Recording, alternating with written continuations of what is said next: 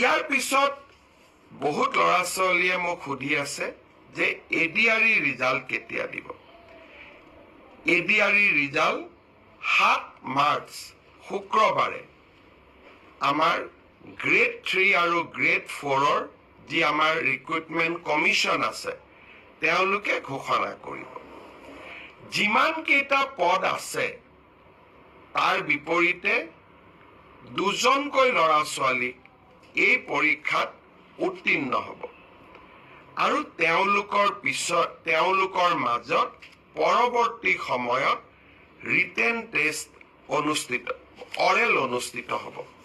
অৰ্থাৎ লিখিত পৰীক্ষাৰ ৰিজাল্ট গ্ৰেড 3 আৰু গ্ৰেড 4 আমি 7 মাৰ্চ তাৰিখে ঘোষণা কৰিম। এটা পোষ্টৰ বিপৰীতে 2জনকৈ ল'ৰা ছোৱালীয়ে এই লিখিত পৰীক্ষাত উত্তীৰ্ণ হ'ব।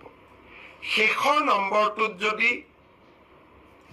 বেছি ল'ৰা ছোৱালীয়ে একেটা নম্বৰে পায় তেতিয়াহ'লে হয়তো 3000 পোষ্টৰ বিপৰীতে মই ধৰি ল'ব কৈছো 6000 ল'ৰা ছোৱালী পাছ কৰিব লাগে, কিন্তু একেটা নম্বৰ যদি বহু পৰীক্ষাৰ্থীয়ে লাভ কৰে তেতিয়াহ'লে একে নম্বৰ পোৱা ল'ৰা ছোৱালী সকলেও পৰীক্ষাটো ডেফিনেটলি পাছ কৰিব।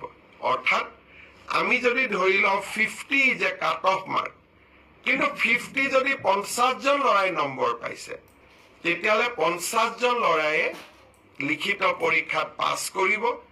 গতিকে 1:2 বুলি ক'লেও 1:2 একেবাৰে গ্ৰামাটিকেল চেঞ্চত নহ'ব, হয়তো 2-4জন ল'ৰা ছোৱালীয়ে বেছিকৈ পাছ কৰিব।